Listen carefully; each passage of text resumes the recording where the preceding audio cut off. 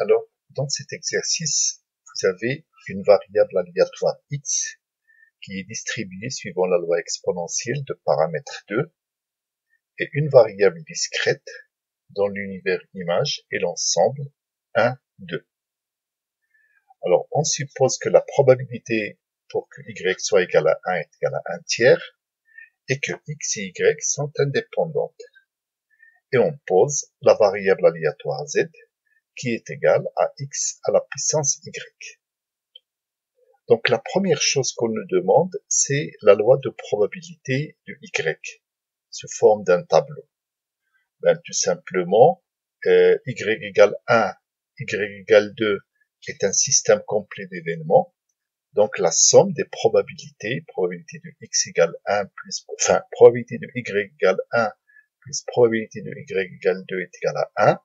Et donc, la probabilité de y égale 2 est égale évidemment à 2 tiers, sachant que on a déjà la probabilité de y égale 1 qui est égale à 1 tiers. Ok. Après, on nous demande de donner, sans aucun calcul, l'espérance de x et la variance de x. Donc, tout simplement, x suit la loi exponentielle de paramètre 2, donc lambda est égal à 2, et on sait, d'après le cours, que l'espérance d'une telle variable aléatoire, c'est 1 sur lambda, donc en l'occurrence ici c'est 1 demi, et la variance c'est 1 sur lambda carré, donc ça donnerait 1 sur 4. Voilà. Après, on nous demande l'espérance de la variable aléatoire z, qui est égale à x à la puissance y. Donc l'espérance de z, c'est l'espérance de x à la puissance y. Et donc, d'après le théorème de transfert, c'est la somme sur les valeurs de y de oméga, c'est-à-dire y égale 1 jusqu'à 2, de la probabilité de y égale y, multiplié par l'intégrale. Alors, normalement, c'est de moins l'infini à plus l'infini, mais je sais que de moins l'infini à 0, la fonction densité de probabilité de la loi exponentielle est nulle.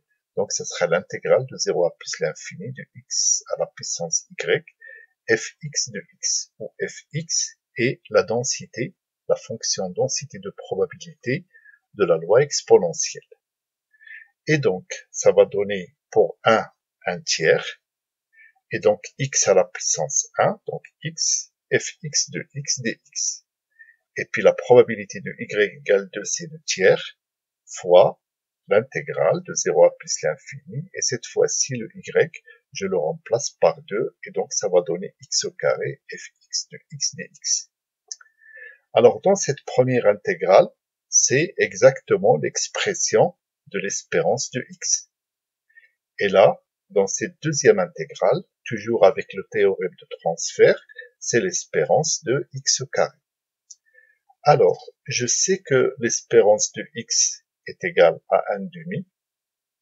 Et puis après, pour déterminer l'espérance de x au carré, et donc c'est la variance de x plus l'espérance de x au carré. Donc ça va donner 1 quart plus 1 quart, et ça va donner aussi 1 demi. Et donc E de z est égal, donc tout simplement il suffit de faire le calcul, donc 1 tiers fois 1 demi qui donne 1 sixième, plus 2 tiers fois 1 demi qui va donner 2 sixièmes, donc 1 sixième plus 2 sixièmes, ça va donner 3 sixièmes, et donc ça fait une espérance de z qui vaut 1 demi. Alors, on passe à la question 4, et donc dans cette question, on nous demande tout simplement de rappeler l'expression de la fonction de répartition de x, c'est-à-dire de la loi exponentielle. Donc là encore, c'est du cours. Donc f de x, fx de x, on sait qu'il est égal à 0 si x appartient à moins l'infini 0, et qu'il est égal à 1 moins exponentielle moins 2x si x appartient à 0 plus l'infini. Donc ça, c'est la fonction de répartition de x. Après, on nous demande de déterminer la fonction de répartition de z. Donc, je prends z qui appartient à R, et je rappelle que fz de z, c'est la probabilité pour que z soit inférieur ou égal à z, et donc je remplace z par sa valeur, c'est la probabilité pour que xy, x à la puissance y, soit inférieur ou égal à z. Alors là, comme dans un exercice qu'on a déjà traité, on remarque que les événements y égale 1, y égale 2 forment un système complet d'événements.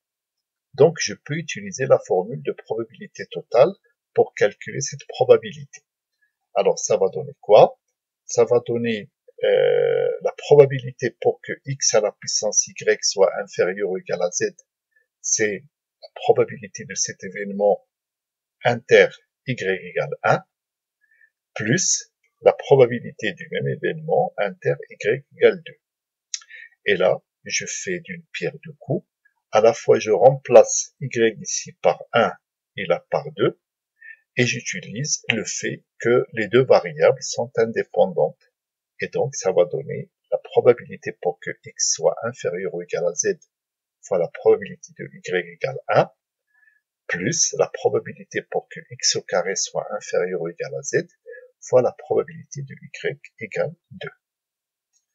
Alors, déjà, ici, je remarque que ça, c'est fx de z fois 1 tiers. Par contre, j'ai un problème ici, comme x au carré est inférieur ou égal à z, eh ben, il faut, c'est-à-dire, on va se poser la question sur le signe de z. Est-ce que z est positive ou bien est-ce que z est négative? Et du coup, je commence par faire une disjonction des cas. D'abord, je vais voir ce qui va se passer lorsque z est inférieur à 0.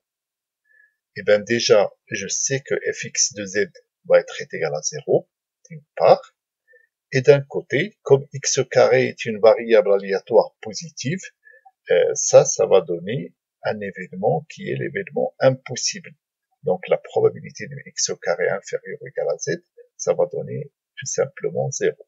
Et donc, fz de z va être égal à 0. Par contre, si z est positif, bon, la probabilité de x au carré inférieur ou égal à z, c'est la même chose que la probabilité de x inférieur ou égal à racine de z, puisque quand même, j'aurais pu mettre x compris entre moins racine de z et racine de z, mais je sais que la fonction de répartition de la loi exponentielle est nulle sur moins l'infini 0. Et donc, ça va donner tout simplement fx de racine de z. Et donc, il ne reste plus qu'à remplacer. Donc, fz de z, ça va donner 1 tiers de fx de z, plus 2 tiers de fx de racine de z. Et là, je peux remplacer, comme je connais l'expression de fx de z et de fx de racine de z, je remplace, et là, on a l'expression finale de la fonction de répartition de z pour z supérieur ou égal à 0. Alors que pour z inférieur à 0, ça donne exactement 0.